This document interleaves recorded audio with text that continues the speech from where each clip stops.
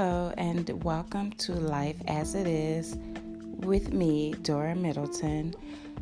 I wanted to talk about what's going on in this country, or everywhere basically, dealing with the unjustified murders, dealing with the police. I would like to start on the newest one we just had with the young lady that was just shot and killed in her home. And I want to talk about it because the home is where we should feel safe.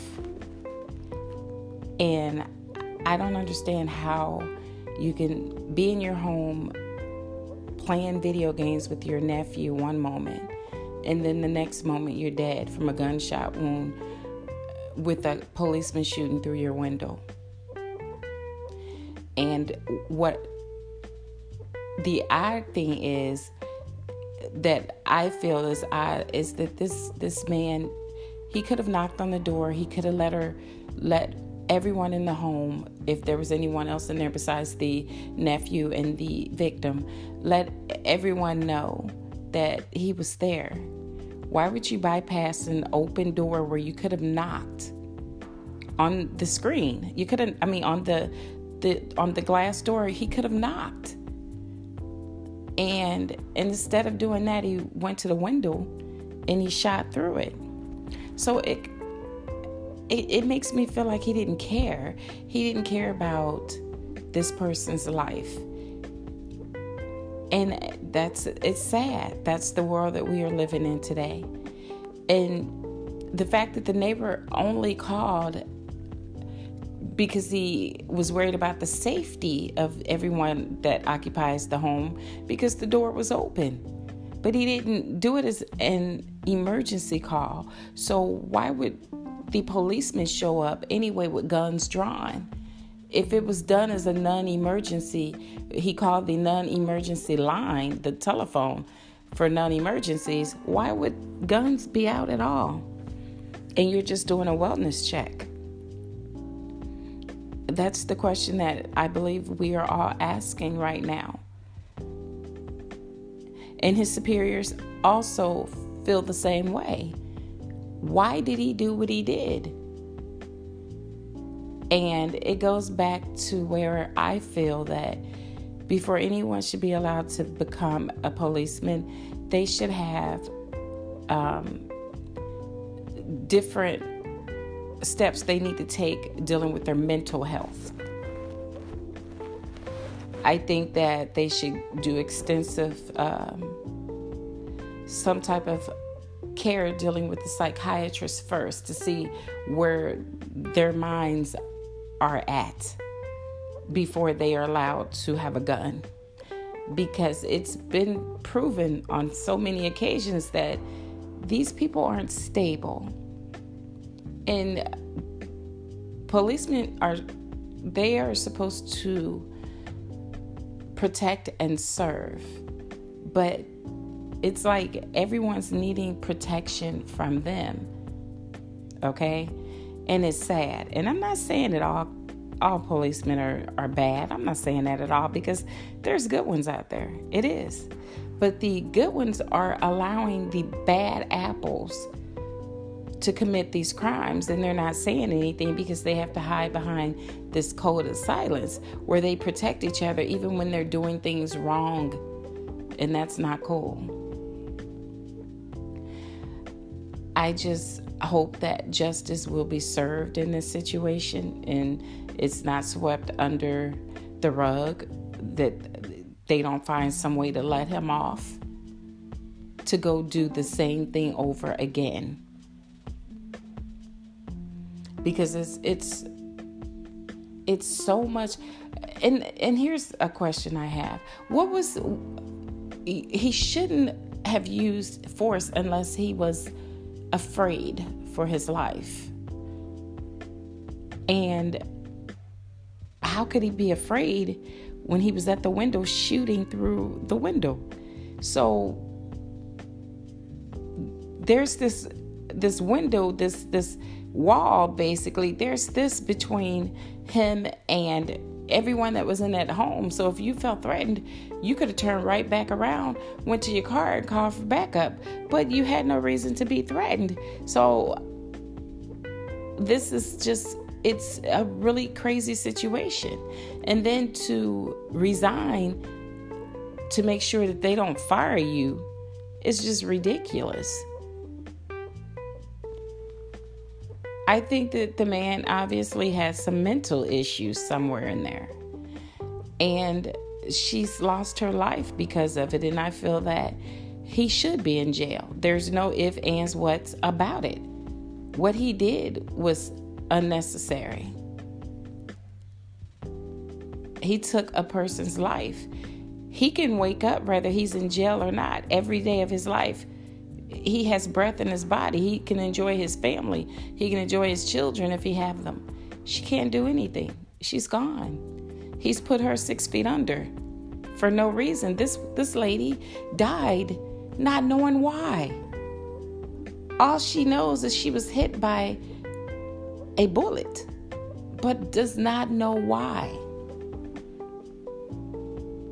And that is just, it doesn't sit well with anyone. It shouldn't.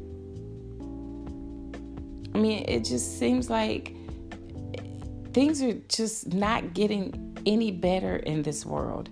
And people are finding all sort of ways to explain the wrongdoing. There's no way to explain what this man did. What he did was just unnecessary. And I know this is going to keep happening until they do something about it. It's going to keep happening until they charge these policemen the way they would charge a person off the street, anyone off the street. Stop giving them a pat on the back for committing murder. And had that been anyone else, they'll get a lot of time. Okay? They will get time in jail. There wouldn't be any excuses made.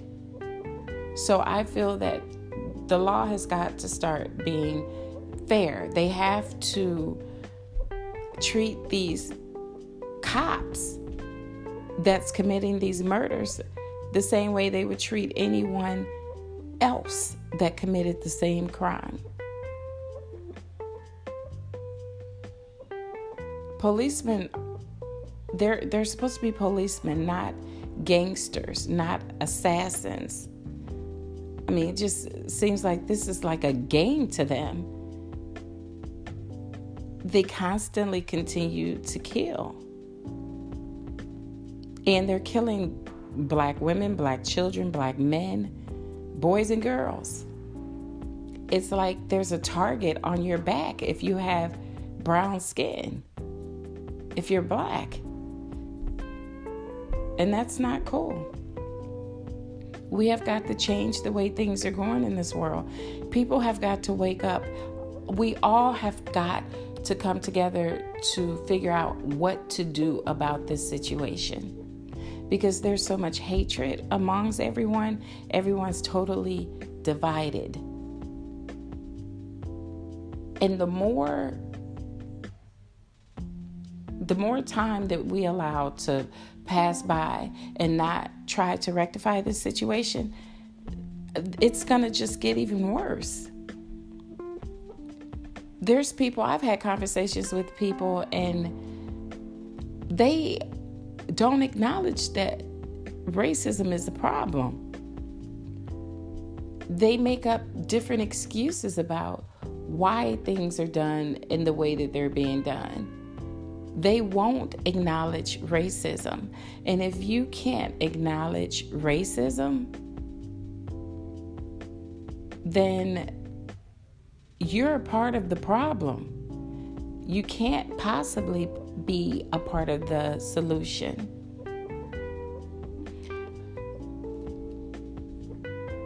And if you have these policemen committing these crimes and not being charged for it, you're giving the next renegade you're giving him a reason to think that, okay, I can just do what I want and not do any jail time because I have the power to do so because no one's going to tell me that I'm doing wrong. And that's where it needs to end. We have got to do something about this. We all have to come together. Every race out there, we all have to come together and make some changes. We got to fight to get the laws changed. We got to fight to do something to where all citizens are protected regardless of what race. But the way it's standing, the way it is right now, it seems like the black race are the ones that's getting the short end of the stick. Black people are the ones losing their lives. I mean, on every corner, it seems. And no one, I mean, it just seems like there's no one, it almost seems like no one cares. Like, oh, well, they're going to still eat their dinner. They're still going to go out and party because it's not affecting them or their families. I've heard people say, oh, well, it has nothing to do with me. It's not me. It's not my family. How could you feel like that? But the moment something like that does happen to your family, you're crying out for everyone else's help. You want everyone to come to you. You want the guidance, the assistance. You want everything you can possibly get from everyone else to get this situation with your family rectified. So why does that kind of thing, that kind of situation has to hit home with you and your family before you realize that it's not right? So we need to change. We need to change the way things are going in this world. I would like to take a brief break and I will be right back.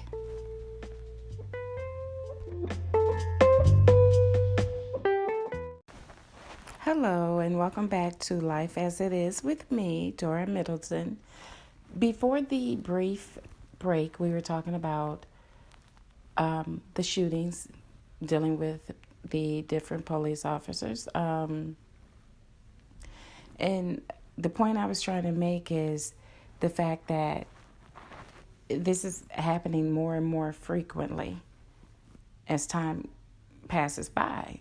And what I'm thinking is that, again, what I feel is that they need to do a mental evaluation on all of these policemen before they are released out of the academy. Because somewhere there's a problem. You know, you don't want to say that it's strictly race, even though it seems like more of the deaths that are more of these people that are being murdered are black. But I really want to say it has something to do with race, and it most definitely has something to do with their mental stability. There are some issues mentally there, and they need to get to the bottom of it. Because if you have a person that's having issues with racism to where they have racism problems, okay? They have issues with a certain race. And then you turn around and they have mental problems as well. That's not a good mix right there. Okay? So I really believe that they need to get evaluated mentally. That they should make that mandatory, and if they don't pass it, they should not be allowed to be on the force. Because if not, you're just going to have 3 and 4 people killed every month, it seems, at the hands of the policemen, and it's not justified. It seems like they're killing more innocent people than they are people that put them in situations where they do have to use force. And I have a problem with that. Like most people have a problem with that. And I believe that all the people that are being quiet have a problem with that, but they don't care really to, make any noise about it because it's not their family. Okay, it's not their problem. And we have all grown so accustomed to saying, oh, well, it's not my problem. It's not my family. That's their issues. We don't have any care in this world. It's so many cold-hearted people walking around now. People that they could care less. As long as it does not touch their home or their family, they are okay. I pray every day for a change.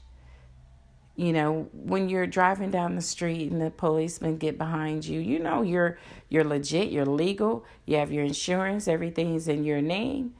But people tend to still get nervous because you don't know what is on this person's mind. Because the first thing you're thinking, you might see a car that just cut someone off that's going on 90, and the policeman let them go just to get behind you that's doing everything the correct way. Then you have people saying, okay, my seatbelt's on. Let me keep my hands. If they pull me over, my hands got to stay, where they in plain sight, where they can see them. I can't make any sudden moves. You shouldn't have to feel that way. You shouldn't have to feel like you have to be a statue and don't move. Because if you look or turn a little bit to the left, that you might be shot down in your car just for moving. That's not living. As citizens, we're not able to live if that's the way we have to drive. How can you drive feeling that way when you think that you might be pulled over by a policeman, or, you hear a siren and you're thinking, oh, wow, are they behind me? Are they coming behind me? You shouldn't feel that way. People don't leave their house thinking that they're going to be shot to death because they so-called have a headlight out, a light out on their car, or no seatbelt on, or something really minor. You shouldn't have to be afraid every day that you go out driving that there's a chance that you might not return home to your family, to your children, to your grandchildren, because someone is on a mission to commit a crime, or someone isn't mentally stable and has a gun. But that's what everyone has to deal with these days. It doesn't matter if you're legal or not. It seems like what's going on is based on the color of your skin. So if you're brown, you're black, you basically know that there's a chance that this officer might come to your car already angry for a reason you don't know. You don't know why he's angry. He could just be angry because you're who you are. We can't change who we are. We are the exact way that God wanted us to be.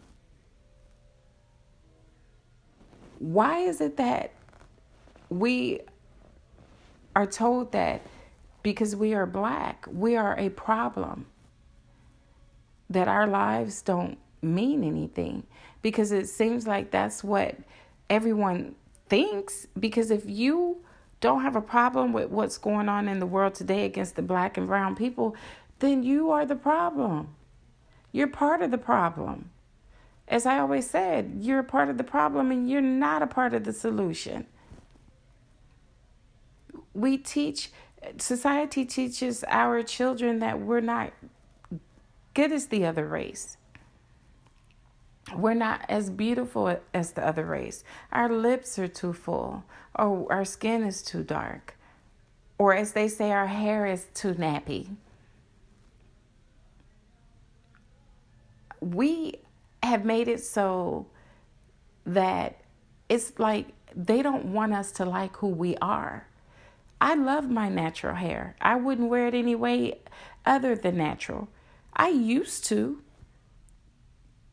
be in that population of people that perm the hair, to straighten it. Not because I didn't like it natural. I just felt, okay, I want to wear it straight. But no, That's not me anymore. They couldn't pay me to put that garbage in my head anymore. I would never perm my hair again.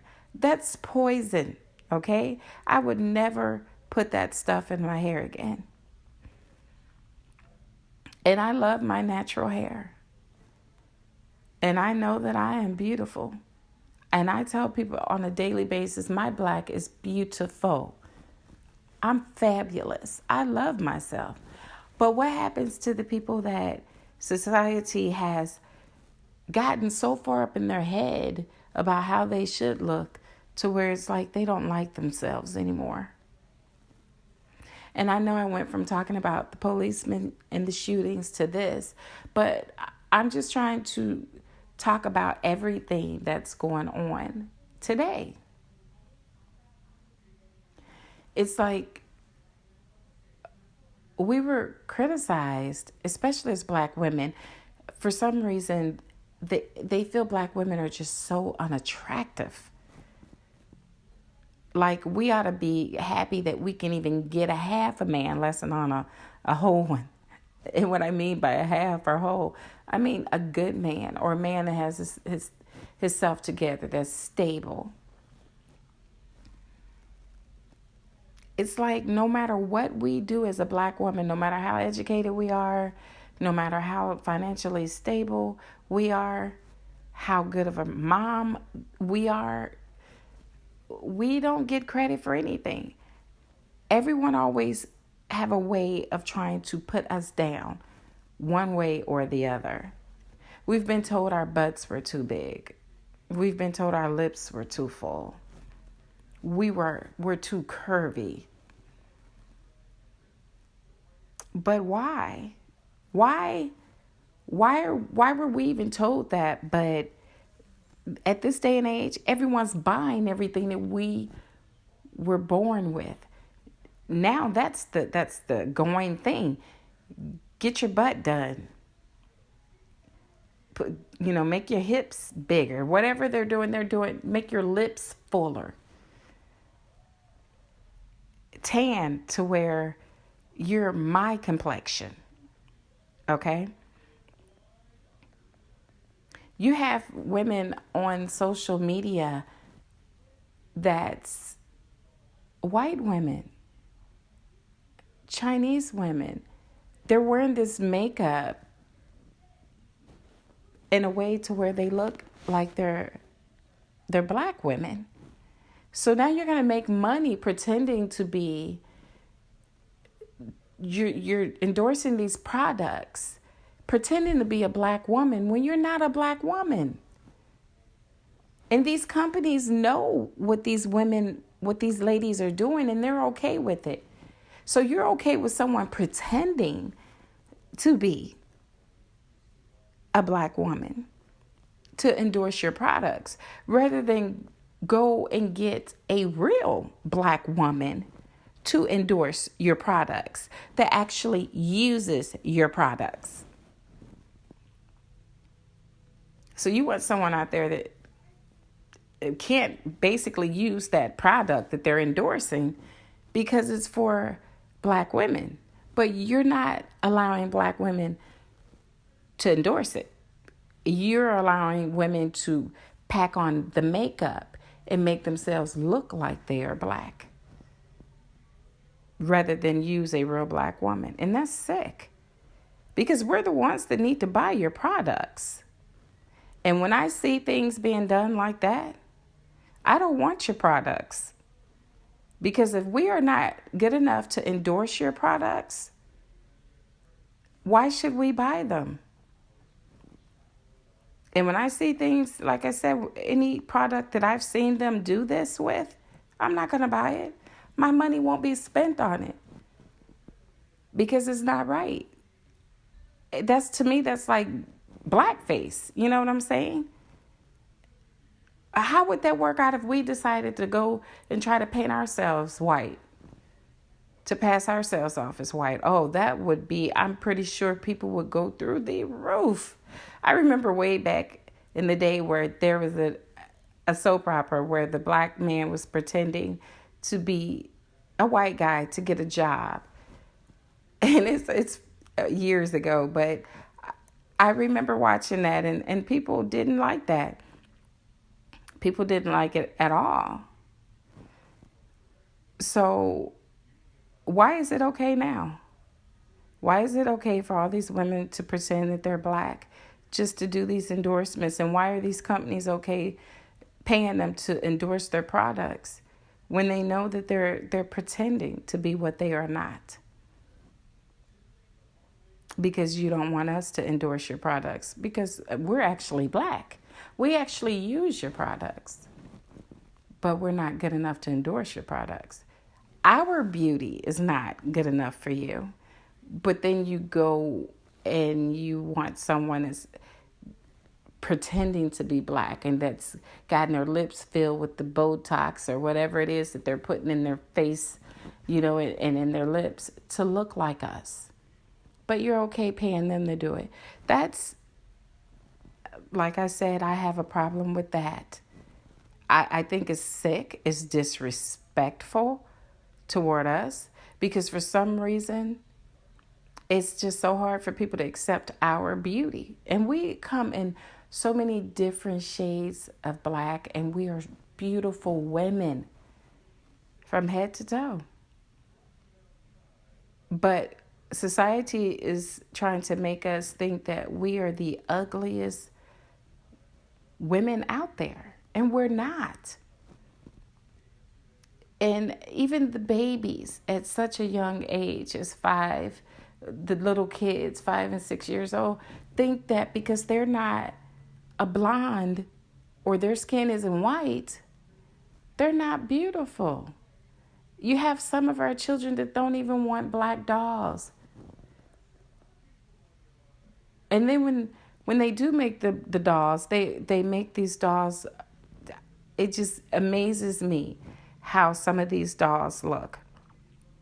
Is that how you think we look? And I find myself when I go to the store to get dolls for my grandchildren, and when I used to buy the dolls for my daughter when she was young enough for dolls, I would ask these people, can you,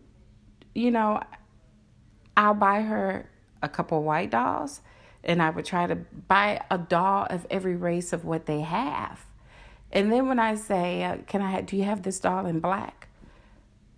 No, we don't have it in black. There's a white one. You can have the white one. That's not what I ask you, sir. I ask you if you have this doll in black. So he refused to give me this doll in black. So I went and I got a supervisor, which was a black man. I said, sir, do you have this doll in black? He said, we sure do. I said, well, why is it that it's not on the shelf? He said, they make us put these out first. And the black dolls you get if you ask for them. Now, what kind of nonsense is that? So the black dolls are hidden in the back in the storage room and will only be brought out if we ask for them. And as you can, like I just told you, I asked for one and the Caucasian male refused to give me one. So the black man had to go back and bring me the black doll. I had a cart of dolls in all races, black, white, Chinese dolls. I had that looked like Chinese women. I had his dolls that looked like they could have been Hispanic. I believe in letting my child and my grandchildren play with all different types of dolls, regardless of what race. Okay? But they don't even want us buying our own dolls for our children. We're not supposed to want our kids to play with black dolls. So what are we going to teach these kids? What do you want us to say? Okay, so what do you want us to do? Just have these kids play with dolls of every race but black? You're not going to give them a doll to play with that they can relate to? You're going to hide them in the back? I had never felt so pissed off in my life. But I was calm about it. I just said, this is pitiful. This is ridiculous.